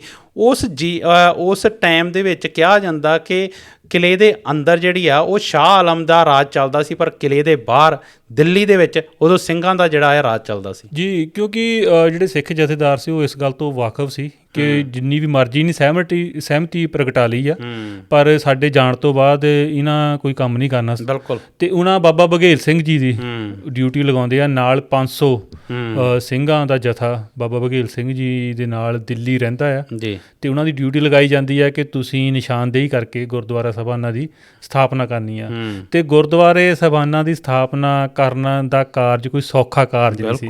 ਜੇਕਰ ਤੁਸੀਂ ਕਿਤਾਬ ਪੜ੍ਹੋਗੇ ਤਾਂ ਤੁਸੀਂ ਜਾਣੋਗੇ ਕਿ ਕਿਸ ਤਰ੍ਹਾਂ ਉੱਥੋਂ ਦੇ, ਕਿਉਂਕਿ ਜਿਹੜੀ ਦਿੱਲੀ ਦੀ ਵਸੋਂ ਸੀ ਮੁਸਲਮਾਨਾਂ ਦੀ ਘੁੱਗ ਵਸੋਂ ਸੀ, ਉੱਥੋਂ ਦੇ ਮੁਗਲ ਮੁਸਲਮਾਨ ਸਨ। ਬਿਲਕੁਲ ਠੀਕ ਹੈ। ਜਦੋਂ ਨਿਸ਼ਾਨਦੇਹੀ ਕੀਤੀ ਜਾਂਦੀ ਸੀ ਅਤੇ ਬਾਦਸ਼ਾਹ ਨੂੰ ਇਤਲਾਹ ਕਰ ਦਿੱਤੀ ਜਾਂਦੀ ਸੀ ਕਿ ਇਸ ਸਥਾਨ ਦੇ ਉੱਤੇ ਇਹ ਗੁਰਦੁਆਰਾ ਸਾਹਿਬ ਇਸ ਗੁਰੂ ਸਾਹਿਬਾਨ ਨਾਲ ਸੰਬੰਧਿਤ ਆ, ਅਤੇ ਉਹ ਉੱਥੋਂ ਜਦੋਂ ਕਹਿੰਦੇ ਅੱਜ ਦੀ ਸਮੇਂ 'ਚ ਐਕਵਾਇਰ ਕਰਨੀ ਹੁੰਦੀ ਨਾ, ਉਸ ਸਮੇਂ ਐਕਵਾਇਰ ਕਰਨ ਦਾ ਕਾਰਜ ਕਰਦੇ ਸੀ।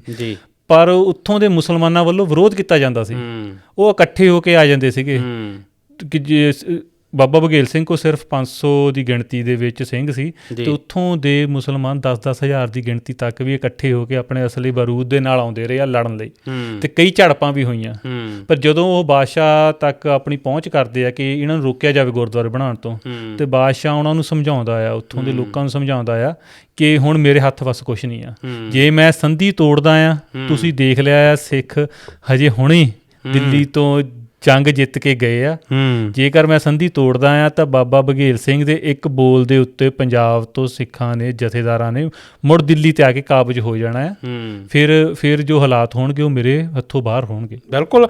ਕਿਉਂਕਿ ਜਿਹੜਾ ਜਿੱਦਾਂ ਤੁਸੀਂ ਗੱਲ ਕੀਤੀ ਨਾ ਕਿ ਜਦੋਂ ਮੁਗਲ ਰਾਜ ਸੀ ਤਾਂ ਉਹ ਇੱਕ ਇਸਲਾਮਿਕ ਧਰਤੀ ਸੀ। ਮੁਗਲ ਜਿਹੜੇ ਮੁਸਲਮਾਨ ਸੀ ਉਹ ਉਹਨਾਂ ਦੀ ਘੁੱਗ ਵਸੋਂ ਦੇ ਵਿੱਚ ਜਿਹੜਾ ਰਹਿ ਕੇ ਅਤੇ ਇੱਕ ਸਿੱਖ ਜਿਹੜੇ ਗੁਰੂ ਘਰਾਂ ਦੀ ਉਸਾਰੀ ਕਰਨੀ ਆਪਣੇ ਆਪ ਦੇ ਵਿੱਚ ਬਹੁਤ ਵੱਡਾ ਕਾਰਜ ਹੈ। ਅਤੇ ਜਿੱਦਾਂ ਤੁਸੀਂ ਦੱਸਿਆ ਕਿ ਪਤਾ ਨਹੀਂ ਕਿੰਨੀਆਂ ਕਿ ਝੜਪਾਂ ਵੀ ਹੋਈਆਂ, ਪਰ ਜਿਹੜਾ ਮੁਗਲ ਬਾਦਸ਼ਾਹ ਸੀ ਉਹ ਸਿੰਘਾਂ ਦੀ ਤਾਕਤ ਨੂੰ ਜਾਣਦਾ ਸੀ, ਤਾਂ ਕਰਕੇ ਉਹਨੇ ਕਿਹਾ ਕਿ ਮੇਰੇ ਹੱਥ ਵੱਸ ਕੁਛ ਨਹੀਂ। ਇਸ ਤੋਂ ਬਾਅਦ ਨਾ ਜਦੋਂ ਵਾਪਸ ਮੁੜਦੇ ਆ, ਜਿੱਦਾਂ ਗੱਲ ਕੀਤੀ ਜਾਂਦੀ ਆ ਕਿ ਹਮ ਰਾਖਤ ਪਾਤਸ਼ਾਹੀ ਦਾਵਾ ਜੀ, ਕਿ ਜਿਹੜਾ ਸਿੰਘ ਹੈ ਇਕੱਲਾ ਸਿੰਘ ਉਹ ਜਿਹੜਾ ਬਾਦਸ਼ਾਹ ਹੈ ਉਹਨੂੰ ਕਿਸੇ ਲਈ ਬਾਦਸ਼ਾਹੀ ਲਈ ਕਿਸੇ ਤਖਤ ਦੀ ਲੋੜ ਨਹੀਂ, ਉਹਦੇ ਕਰਕੇ ਉਹ ਦਿੱਲੀ ਤਖਤ ਜਿਹੜਾ ਉਹ ਤਿਆਗ ਦਿੰਦੇ ਆ। ਪਰ ਸਿੰਘ ਕਹਿੰਦੇ ਕਿ ਅਸੀਂ ਐਂ ਨਹੀਂ ਮੁੜਦੇ, ਜਿਸ ਤਖਤ ਨੇ ਸਾਡੇ 'ਤੇ ਇੰਨੇ ਜ਼ੁਲਮ ਕੀਤੇ, ਸਾਡੇ ਛੋਟੇ ਸਾਹਿਬਜ਼ਾਦਿਆਂ ਦੀ, ਵੱਡੇ ਸਾਹਿਬਜ਼ਾਦਿਆਂ ਦੀ ਸ਼ਹੀਦੀ ਜਿਸ ਤਖਤ ਕਰਕੇ ਹੋਈ ਆ, ਦਿੱਲੀ ਤਖਤ ਕਰਕੇ ਸਾਡੇ ਗੁਰੂ ਸਾਹਿਬਾਨਾਂ ਦੀ ਸ਼ਹੀਦੀ ਹੋਈ ਆ, ਉਸ ਤਖਤੇ ਤਾਊਸ ਨੂੰ ਘੋੜਿਆਂ ਦੇ ਮਗਰ ਪਾ ਕੇ ਘੜੀਸਿਆ ਗਿਆ। ਅਤੇ ਉਹਨੂੰ ਲਿਆ ਕੇ ਸ਼੍ਰੀ ਅੰਮ੍ਰਿਤਸਰ ਸਾਹਿਬ ਸ਼੍ਰੀ ਦਰਬਾਰ ਸਾਹਿਬ ਦੇ ਵਿੱਚ ਰੱਖਿਆ ਗਿਆ। ਮੈਂ ਇਹ ਗੱਲ ਤਾਂ ਕਰਕੇ ਕਰ ਰਿਹਾ ਕਿਉਂਕਿ ਅੱਜ ਵੀ ਕਿਹਾ ਜਾਂਦਾ ਕਿ ਤੁਸੀਂ ਇਤਿਹਾਸ ਜਿਹੜਾ ਆ ਉਹ ਅੱਧਾ ਆਪਣੇ ਕੋਲੋਂ ਜੋੜ ਦਿੰਦੇ ਆ। ਇਹ ਜਿਹੜਾ ਮੋਰੀ ਦਰਵਾਜ਼ਾ ਆ ਜਾਂ 30 ਹਜ਼ਾਰੀ ਕੋਟ ਜਿੱਥੇ ਆ ਜਾਂ ਜਿਹੜੀ ਇਹ ਸਿੱਲ ਪਈ ਆ, ਇਹ ਆਪਣੇ ਆਪ ਦੇ ਵਿੱਚ ਸਿੰਘਾਂ ਦੀ ਚੜ੍ਹਦੀ ਕਲਾ ਦੀ ਗਵਾਹੀ ਅੱਜ ਵੀ ਭਰਦੀਆਂ। ਬਿਲਕੁਲ। ਦੇਖੋ, ਸੋਸ਼ਲ ਮੀਡੀਆ ਦਾ ਜ਼ਮਾਨਾ ਹੈ। ਉਸ ਤੋਂ ਪਹਿਲਾਂ ਵੀ ਚਲੋ ਵਿਰੋਧੀ ਹੁੰਦੇ ਸੀ, ਉਹ ਕਿਤਾਬਾਂ 'ਚ ਲਿਖ ਦਿੰਦੇ ਸੀਗੇ। ਸੋਸ਼ਲ ਮੀਡੀਆ ਦੇ ਉੱਤੇ ਜਦੋਂ ਤੋਂ ਪ੍ਰਚਲਿਤ ਹੋਇਆ ਸੋਸ਼ਲ ਮੀਡੀਆ, ਤਾਂ ਉਸ 'ਤੇ ਲੋਕ ਆ ਕੇ ਵੀਡੀਓ ਦੇ ਰਾਹੀਂ ਇਹੀ ਕਰਦੇ ਰਹੇ ਆ ਕਿ ਨਹੀਂ, ਦਿੱਲੀ ਕਦੇ ਨਹੀਂ ਜਿੱਤੀ। ਬਿਲਕੁਲ। ਸੋ ਅਸੀਂ ਪ੍ਰੋਗਰਾਮ ਦੇ ਅੰਤ ਦੇ ਵਿੱਚ ਉਸ ਗੱਲ 'ਤੇ ਵੀ ਜ਼ਰੂਰ ਜਾਵਾਂਗੇ, ਕਿਉਂਕਿ ਇਤਿਹਾਸ ਕਿੱਦਾਂ ਆਪਣੇ ਆਪ ਨੂੰ ਦੁਹਰਾਉਂਦਾ ਹੈ। ਪਰ ਜਿਹੜੀ ਤੁਸੀਂ ਗੱਲ ਕੀਤੀ ਸੀ ਤਖ਼ਤੋ ਤਾਊਸ ਨੂੰ ਬੰਨ੍ਹ ਕੇ ਘੋੜਿਆਂ ਦੇ ਮਗਰ ਲੈ ਕੇ ਜਾਂਦੇ ਨੇ, ਉਸ ਤੋਂ ਬਾਅਦ ਵੀ ਇੱਕ ਇਨਸੀਡੈਂਟ ਹੁੰਦਾ ਆ ਕਿ ਜਦੋਂ ਗੁਰਦੁਆਰਾ 9 ਮਹੀਨੇ ਦਿੱਲੀ ਰਹਿ ਕੇ ਬਾਬਾ ਬਘੇਲ ਸਿੰਘ ਜੀ ਹੁਣ ਪੰਜਾਬ ਵੱਲ ਵਾਪਸ ਆਉਣਾ ਸੀ, ਅਤੇ ਜਦੋਂ ਬਾਦਸ਼ਾਹ ਨੂੰ ਪਤਾ ਲੱਗਦਾ ਕਿ ਉਹ ਵਾਪਸ ਜਾ ਰਹੇ ਆ, ਅਤੇ ਉਹ ਬਾਬਾ ਬਘੇਲ ਸਿੰਘ ਨੂੰ ਮਿਲਣ ਦੀ ਇੱਛਾ ਜ਼ਾਹਰ ਕਰਦਾ ਹੈ। ਅਤੇ ਉੱਥੇ ਬਾਬਾ ਬਘੇਲ ਸਿੰਘ ਬਹੁਤ ਸੋਹਣੀ ਗੱਲ ਆਖਦੇ ਆ ਕਿ ਇੱਦਾਂ ਨਹੀਂ ਹੈ ਕਿ ਮੈਂ ਮਿਲਣਾ ਚਾਹੁੰਦਾ ਹਾਂ, ਕਿ ਸਾਡੇ ਮਨ 'ਚ ਇੱਦਾਂ ਦੀ ਕੋਈ ਗੱਲ ਨਹੀਂ ਕਿ ਅਸੀਂ ਬਾਦਸ਼ਾਹ ਨੂੰ ਮਿਲੀਏ, ਪਰ ਇੱਦਾਂ ਵੀ ਨਹੀਂ ਕਿ ਅਸੀਂ ਮਿਲਣਾ ਨਹੀਂ ਚਾਹੁੰਦੇ। ਠੀਕ ਹੈ, ਪਰ ਜੇ ਮਿਲਣਾ ਆ ਤੇ ਸਾਡੀਆਂ ਸ਼ਰਤਾਂ ਹੋਣਗੀਆਂ, ਆਪਣੀਆਂ ਸ਼ਰਤਾਂ ਤੇ ਮਿਲਾਂਗੇ। ਸੋ ਜਦੋਂ ਵਜ਼ੀਰ ਆਖਦਾ ਕਿ ਤੁਹਾਡੀਆਂ ਕੀ ਸ਼ਰਤਾਂ ਨੇ, ਤੇ ਉਹ ਆਖਦੇ ਨੇ ਕਿ ਜਿਹੜੀ ਮਿਲਣੀ ਆ ਉਹ ਭਰੇ ਦਰਬਾਰ 'ਚ ਹੋਏਗੀ, ਸਭ ਦੇ ਸਾਹਮਣੇ। ਬਿਲਕੁਲ। ਤੇ ਦੂਜੀ ਸ਼ਰਤ ਇਹ ਆ ਕਿ ਮੇਰੇ ਨਾਲ ਸਾਡੇ ਸਿੰਘ ਵੀ ਆਉਣਗੇ, ਗੁਰੂ ਦੇ ਸਿੰਘ ਵੀ ਆਉਣਗੇ, ਤੇ ਗੁਰੂ ਦੇ ਸਿੰਘਾਂ ਦੇ ਨਾਲ ਸ਼ਸਤਰ ਵੀ ਆਉਣਗੇ। ਅਤੇ ਉਸ ਤੋਂ ਬਾਅਦ ਉਹ ਕਹਿੰਦੇ ਕਿ ਜਿਹੜਾ ਤੁਹਾਡਾ ਪ੍ਰੋਟੋਕੋਲ ਵਾ, ਜੋ ਵੀ ਰਾਜ ਮਹਿਲ ਦਾ ਪ੍ਰੋਟੋਕੋਲ ਹੁੰਦਾ ਆ, ਉਹ ਸਾਡੇ 'ਤੇ ਲਾਗੂ ਨਹੀਂ ਹੋਏਗਾ। ਉੱਥੇ ਸਾਡੇ ਖਾਲਸਾ ਹੀ ਬੋਲੇ ਚੱਲਣਗੇ, ਮਤਲਬ ਫਤਿਹ ਬੁਲਾਈ ਜਾਏਗੀ। ਅਤੇ ਉਹ ਇਹਨਾਂ ਗੱਲਾਂ 'ਤੇ ਐਗਰੀ ਕਰਕੇ ਬਾਦਸ਼ਾਹ ਉਹਨਾਂ ਨੂੰ ਕਹਿੰਦੇ ਵੀ ਜੇਕਰ ਤੁਹਾਡਾ ਬਾਦਸ਼ਾਹ ਇਹਨਾਂ ਗੱਲਾਂ 'ਤੇ ਐਗਰੀ ਕਰਦਾ ਆ, ਮੰਨਦਾ ਆ, ਅਤੇ ਤਰੀਕ ਸਾਨੂੰ ਪੁੱਛ ਕੇ ਦੱਸ ਦਿਓ, ਨਿਸ਼ਚਿਤ ਕਰਕੇ ਦੱਸ ਦਿਓ। ਤਾਂ ਉਸ ਤੋਂ ਉਪਰੰਤ ਬਹੁਤ ਹੀ ਸ਼ਾਨੋ ਸ਼ੌਕਤ ਦੇ ਨਾਲ ਉਹ ਦਰਬਾਰ ਦੇ ਵਿੱਚ ਪਹੁੰਚਦੇ ਆ, ਅਤੇ ਦਰਬਾਰ ਦੇ ਵਿੱਚ ਪਹੁੰਚ ਕੇ ਫਤਿਹ ਬੁਲਾਉਂਦੇ ਆ, ਵਾਹਿਗੁਰੂ ਜੀ ਕਾ ਖਾਲਸਾ ਵਾਹਿਗੁਰੂ ਜੀ ਕੀ ਫਤਿਹ। ਅਤੇ ਉਸ ਦੇ ਜਵਾਬ ਵਿੱਚੋਂ ਉੱਥੋਂ ਦੇ ਵਜ਼ੀਰ ਵੀ ਉਹਨਾਂ ਨੂੰ ਫਤਿਹ ਦਾ ਜਵਾਬ ਫਤਿਹ ਦੇ ਵਿੱਚ ਦਿੰਦੇ ਆ। ਬਿਲਕੁਲ, ਇਹ ਇਤਿਹਾਸ 'ਚ ਦਰਜ ਆ। ਜੋ ਗੱਲ ਵੀ ਅਸੀਂ ਕਰ ਰਹੇ ਹਾਂ ਇਹ ਕਿਤਾਬਾਂ ਦੇ ਵਿੱਚ ਇਤਿਹਾਸ 'ਚ ਦਰਜ ਆ, ਕਿਉਂਕਿ ਬਾਬਾ ਬਘੇਲ ਸਿੰਘ ਹੁਣੀ ਜਾਂ ਜਿੰਨੇ ਵੀ ਸਿੱਖ ਜਰਨੈਲ ਉਸ ਸਮੇਂ ਦੇ ਵਿੱਚ ਸੀਗੇ, ਉਹ ਪੰਥ ਨੂੰ ਸਮਰਪਿਤ ਸੀ, ਉਹ ਜਿਹੜਾ ਗੁਰੂ ਪਾਤਸ਼ਾਹ ਉਹਨਾਂ ਨੂੰ ਸਮਰਪਿਤ ਸੀ। ਇਸ ਕਰਕੇ ਇਹਨਾਂ ਨੇ ਜਿਹੜੀ ਵੱਡੀ ਗੱਲ ਕੀਤੀ, ਜਿਹੜੀ ਤੁਸੀਂ ਗੱਲ ਕਰ ਰਹੇ ਹੋ ਕਿ ਇੱਕ ਤਾਂ ਅਸੀਂ ਸ਼ਸਤਰਾਂ ਨਾਲ ਆਵਾਂਗੇ, ਅਤੇ ਦੂਜਾ ਜਿਹੜਾ ਜਦੋਂ ਕੋਈ ਬਾਦਸ਼ਾਹ ਨੂੰ ਮਿਲਦਾ ਆਪਣਾ ਸਿਰ ਝੁਕਾਉਂਦਾ, ਪਰ ਸਿੰਘ ਜਿਹੜਾ ਉਹ ਕਦੀ ਸਿਰ ਨਹੀਂ ਝੁਕਾਉਂਦੇ, ਉਹ ਸਿਰਫ ਆਪਣੇ ਪਾਤਸ਼ਾਹ ਦੇ ਅੱਗੇ ਸਿਰ ਝੁਕਾਉਂਦੇ ਆ। ਇਸ ਕਰਕੇ ਜਦੋਂ ਅਸੀਂ ਮਿਲਾਂਗੇ ਉਹ ਬਿਨਾਂ ਸਿਰ ਝੁਕਾਏ, ਜਿੱਦਾਂ ਤੁਸੀਂ ਗੱਲ ਕੀਤੀ ਕਿ ਜਦੋਂ ਗਏ ਘੋੜੇ 'ਤੇ ਸਵਾਰ ਹੋ ਕੇ ਦਰਬਾਰ 'ਚ ਗਏ ਅਤੇ ਜਕਾਰੇ ਲੈ ਗਏ, ਉਸ ਤੋਂ ਬਾਅਦ ਉਹਦਾ ਜਵਾਬ ਵੀ ਮੁਗਲ ਦਰਬਾਰ ਵੱਲੋਂ ਜਕਾਰਿਆਂ 'ਚ ਦਿੱਤਾ ਗਿਆ। ਇਹ ਆਪਣੇ ਆਪ ਦੇ ਵਿੱਚ ਵਿਲੱਖਣ ਜਿਹੜੇ ਆ ਉਹ ਘਟਨਾਵਾਂ ਕਿ ਜਿਹੜੀਆਂ ਸਾਨੂੰ ਦੱਸਦੀਆਂ ਕਿ ਉਹ ਜਿਹੜੇ ਸਿੰਘ ਸੀ ਕਿੰਨੀ ਚੜ੍ਹਦੀ ਕਲਾ ਵਾਲੇ ਸਿੰਘ ਹੋਣਗੇ, ਜਿਹੜੇ ਦਿੱਲੀ ਹਕੂਮਤ ਦੇ ਵਿੱਚ ਜਾ ਕੇ ਉਹਨਾਂ ਨੂੰ ਲਲਕਾਰਦੇ ਸੀ। ਜਿਹੜੀ ਅਸੀਂ ਹੁਣ ਗੱਲ ਕਰ ਰਹੇ ਸੀਗੇ ਕਿ ਸਮੇਂ ਦੀ ਗੱਲ ਕਰ ਰਹੇ ਸੀਗੇ, ਅਸੀਂ ਬਾਬਾ ਬਘੇਲ ਸਿੰਘ ਜੀ ਬਾਰੇ ਗੱਲਬਾਤ ਕਰਨ ਦਾ ਕਾਰਨ ਇਹੀ ਆ ਕਿ ਉਹਨਾਂ ਦੇ ਜੀਵਨ ਤੋਂ ਅਸੀਂ ਕੀ ਸਿੱਖ ਲੈਂਦੇ ਹਾਂ ਅੱਜ ਦੀ ਤਾਰੀਖ ਦੇ ਵਿੱਚ। ਉਹਨਾਂ ਦੇ ਜੀਵਨ 'ਤੇ ਜੇਕਰ ਪੂਰਨ 'ਤੇ ਝਾਤ ਮਾਰੀਏ, ਬਹੁਤ ਲੜਾਈਆਂ ਨੇ, ਬਹੁਤ ਮਿਸ਼ਨਸ ਨੇ ਉਹਨਾਂ ਦੇ ਥਰੂ ਆਊਟ ਲਾਈਫ। ਵੱਡਾ ਘੱਲੂਘਾਰੇ ਦੇ ਵਿੱਚ ਜਾਂ ਹੋਰ ਅਹਿਮ ਉਹਨਾਂ ਦਾ ਦਿੱਲੀ ਦੇ ਤਖਤ ਤੱਕ, ਦਿੱਲੀ ਤੱਕ ਉਹਨਾਂ ਦਾ ਜਿਹੜਾ ਸੀਗਾ ਕਬਜ਼ਾ ਸੀ, ਜ਼ਿਆਦਾਤਰ ਦੁਆਬੇ ਦਾ ਇਲਾਕਾ ਸੀ। ਅਤੇ ਉਸ ਤੋਂ ਉਪਰੰਤ ਉਹਨਾਂ ਦੀ ਜਿਹੜੀ ਗੱਲਬਾਤ ਟੇਬਲ ਟਾਕ 'ਤੇ ਉਹ ਇੰਨੇ ਸਟਰੋਂਗ ਸੀ। ਜੇਕਰ ਤੁਸੀਂ ਪੜ੍ਹੋਗੇ ਤਾਂ ਜਾਣੋਗੇ ਜਦੋਂ ਪਟਿਆਲੇ ਦੇ ਉੱਤੇ ਦਿੱਲੀ ਹਮਲਾ ਕਰਦੀ ਆ, ਅਤੇ ਉੱਥੇ ਜਿਹੜੀ ਗੱਲਬਾਤ ਹੋਈ, ਸੋ ਉਹ ਬਹੁਤ ਅਹਿਮ ਆ। ਉੱਥੇ ਦੱਸਦੇ ਆ ਕਿ ਕਿਉਂਕਿ ਕਿਤਾਬ ਦੇ ਵਿੱਚ ਲਿਖਿਆ ਆਉਂਦਾ ਆ ਕਿ ਜਿਹੜੇ ਬਾਬਾ ਬਘੇਲ ਸਿੰਘ ਸੀ ਉਹ ਦਿੱਲੀ ਨਾਲ ਬਣਾ ਕੇ ਚੱਲਦੇ ਸੀ। ਕਾਰਨ ਕੀ ਸੀ? ਉਹ ਗੁਆਂਢੀ ਸੀ। ਪਰ ਜਦੋਂ ਵੀ ਦਿੱਲੀ ਪੰਥ 'ਤੇ ਚੜ੍ਹ ਕੇ ਆਉਂਦਾ ਸੀ ਅਤੇ ਬਾਬਾ ਬਘੇਲ ਸਿੰਘ ਦੀ ਸਪਸ਼ਟ ਸੀਗਾ ਮੈਂ ਪੰਥ ਦੀ ਤਰਫ ਖੜ੍ਹਨਾ ਆ, ਉਹ ਪੰਥ ਦੀ ਮਦਦ ਕਰਦੇ ਸੀ। ਸੋ ਇਹ ਬਹੁਤ ਚੀਜ਼ਾਂ ਸੀ ਕਿ ਜੇਕਰ ਤੁਸੀਂ ਐਸਟੈਬਲਿਸ਼ਮੈਂਟ ਦੇ ਨਾਲ ਰਲ ਕੇ ਵੀ ਚੱਲ ਰਹੇ ਹੋ, ਪਰ ਸਮਾਂ ਆਉਣ 'ਤੇ ਜੇਕਰ ਐਸਟੈਬਲਿਸ਼ਮੈਂਟ ਤੁਹਾਡੀ ਕੌਮ ਨੂੰ ਢਾਹ ਲਾ ਰਹੀ ਆ, ਤੁਹਾਡਾ ਫਰਜ਼ ਬਣਦਾ ਤੁਸੀਂ ਕੌਮ ਦੇ ਤਰਫ ਖੜੋ। ਬਿਲਕੁਲ। ਸੋ ਅਸੀਂ ਇਹਨਾਂ ਦੇ ਜੀਵਨ 'ਤੇ ਜਿਹੜੀ ਐਂਡਲੀ ਘਟਨਾ ਹੈ ਕਿ ਜਦੋਂ ਵਾਪਸ ਪੰਜਾਬ ਆ ਜਾਂਦੇ ਆ, ਪੰਜਾਬ ਆ ਕੇ ਉਹ ਸ਼੍ਰੀ ਦਰਬਾਰ ਸਾਹਿਬ, ਤਰਨਤਾਰਨ ਸਾਹਿਬ ਦਰਸ਼ਨ ਦਿਦਾਰੇ ਕਰਦੇ ਆ, ਅਤੇ ਉਸ ਤੋਂ ਉਪਰੰਤ ਉਹ ਸਦੀਵੀ ਵਿਛੋੜਾ ਦੇ ਦਿੰਦੇ ਆ। ਸੋ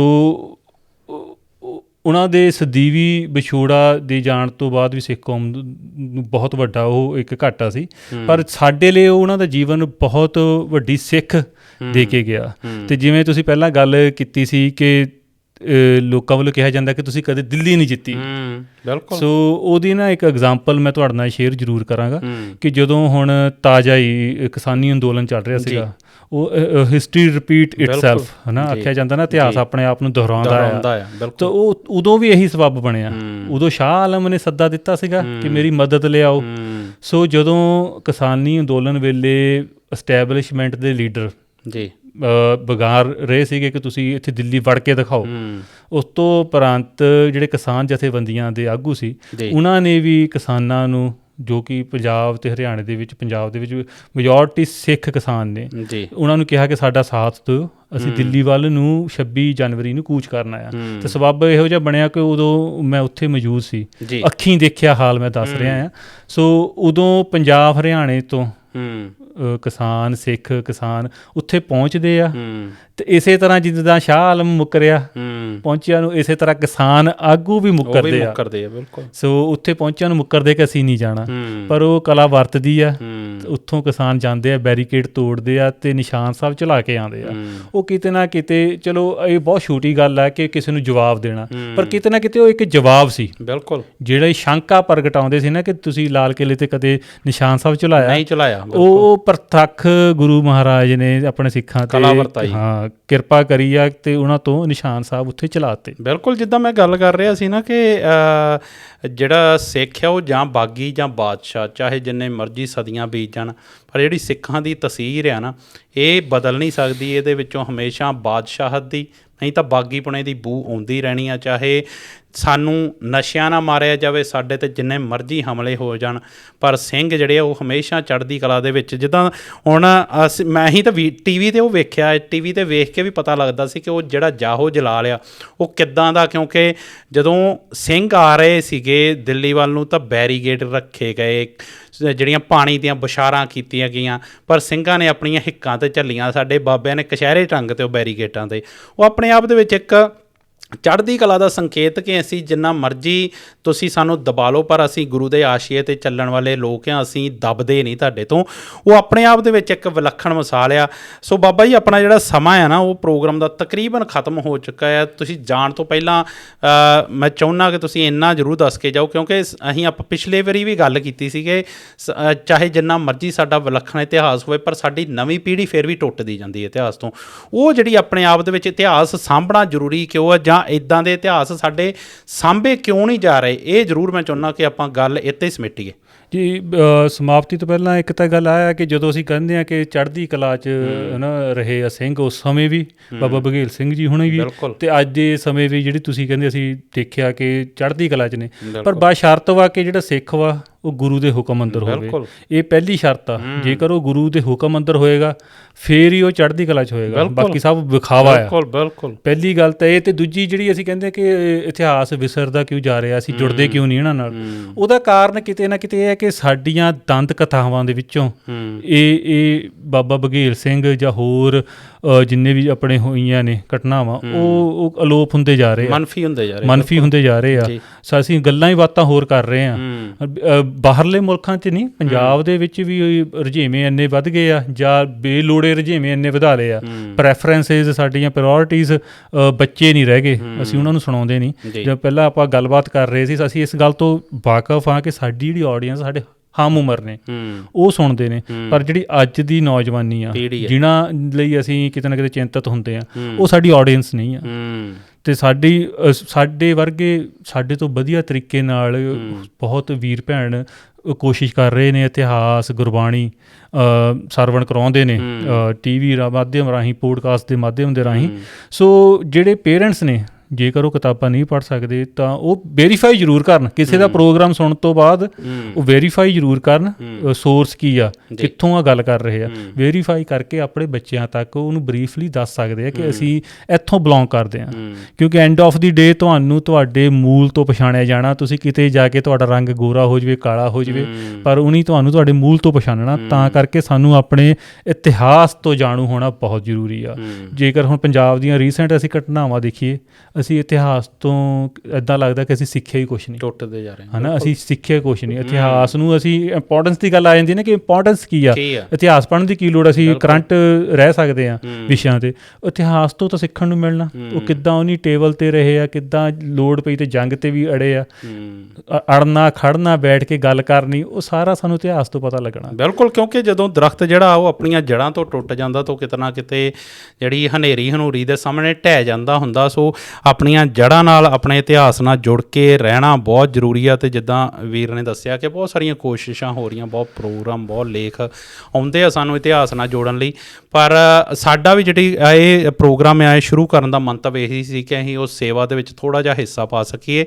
ਪਰ ਉਹ ਜਿੰਨੀ ਅਸੀਂ ਆਪਣੀ ਸੇਵਾ ਨਿਭਾ ਰਹੇ ਹਾਂ, ਉਹ ਤੋਂ ਵੱਡੀ ਜਿਹੜੀ ਜ਼ਿੰਮੇਵਾਰੀ ਉਹ ਮਾਪਿਆਂ ਦੀ ਬਣਦੀ ਹੈ ਕਿ ਉਹ ਇੱਦਾਂ ਦੇ ਲੇਖ ਜਾਂ ਇੱਦਾਂ ਦੇ ਗੱਲਬਾਤ ਉਹ ਆਪਣੀ ਜਿਹੜੇ ਬੱਚਿਆਂ ਤੱਕ ਜ਼ਰੂਰ ਪਹੁੰਚਾਇਆ ਕਰਨ। ਸੋ ਮੇਰੀ ਬੇਨਤੀ ਹੈ ਕਿ ਜੇਕਰ ਤੁਹਾਨੂੰ ਸਾਡੀ ਗੱਲਬਾਤ ਚੰਗੀ ਲੱਗੀ ਆ ਅਤੇ ਇਹਨੂੰ ਆਪਣੇ ਬੱਚਿਆਂ ਤੱਕ ਜ਼ਰੂਰ ਪਹੁੰਚਾਇਓ। ਅਤੇ ਅਸੀਂ ਫਿਰ ਅਗਲੀ ਕਿਸ਼ਤ 'ਚ ਕਿਸੇ ਨਾ ਕਿਸੇ ਸਿੰਘ ਜਰਨੈਲ ਦੀ ਜਾਂ ਐਸੀ ਇਤਿਹਾਸਿਕ ਸਿੱਖ ਘਟਨਾ ਦੀ ਪੋਡਕਾਸਟ ਲੈ ਕੇ ਜਲਦੀ ਆਵਾਂਗੇ, ਜਿਹਦੇ 'ਤੇ ਗੱਲਬਾਤ ਕਰਨੀ ਬਹੁਤ ਜ਼ਰੂਰੀ ਆ। ਤਦ ਤੱਕ ਮੈਨੂੰ ਅਤੇ ਮੇਰੇ ਵੀਰ ਗੁਰਸੇਵਕ ਸਿੰਘ ਨੂੰ ਦਿਓ ਇਜਾਜ਼ਤ। ਵਾਹਿਗੁਰੂ ਜੀ ਕਾ ਖਾਲਸਾ, ਵਾਹਿਗੁਰੂ ਜੀ ਕੀ ਫਤਿਹ।